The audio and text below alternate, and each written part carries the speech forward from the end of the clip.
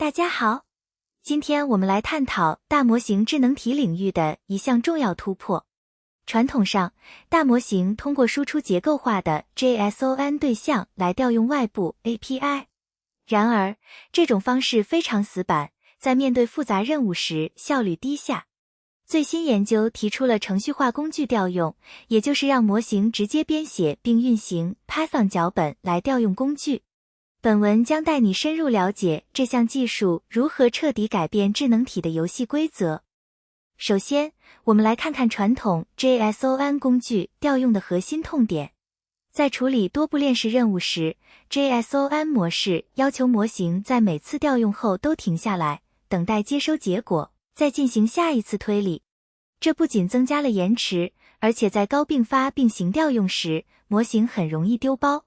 此外，当上下文充斥着无关的干扰信息时， JSON 调用的准确率也会急剧下降。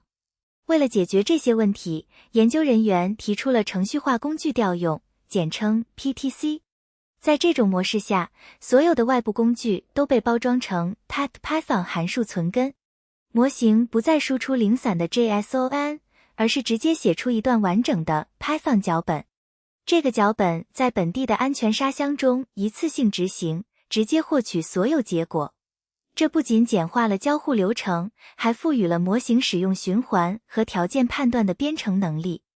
为了严谨评估 PTC 的优势，研究团队设计了3种极端的消融实验场景。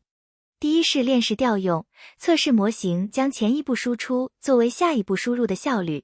第二是并行调用，测试模型一次性发起数十个甚至上百个调用的能力。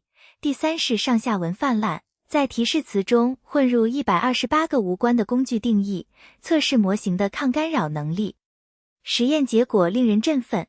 在评估的14种模型中，有11种在程序化工具调用下达到或超越了 JSON 极限。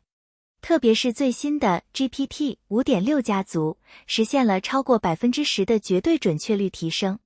有趣的是， PTC 的可行性与模型的代际密切相关，而非模型家族。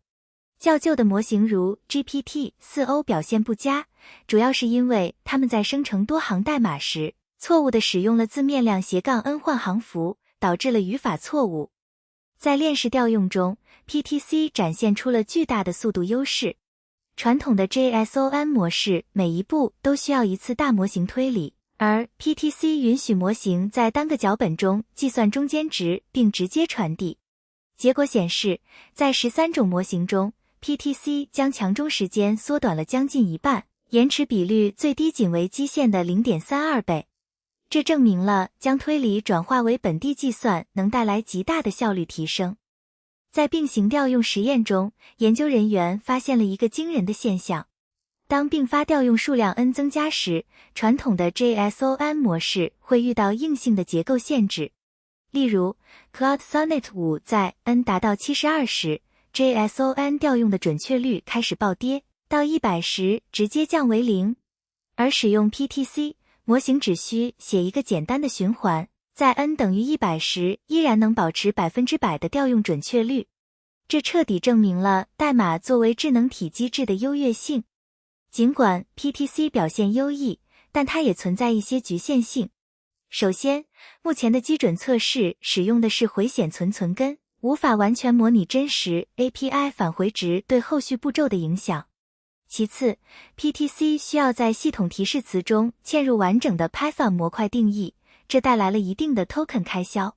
但不可否认的是，随着模型代码生成能力的不断进化，程序化工具调用正在成为构建高效、鲁棒智能体系统的新标准。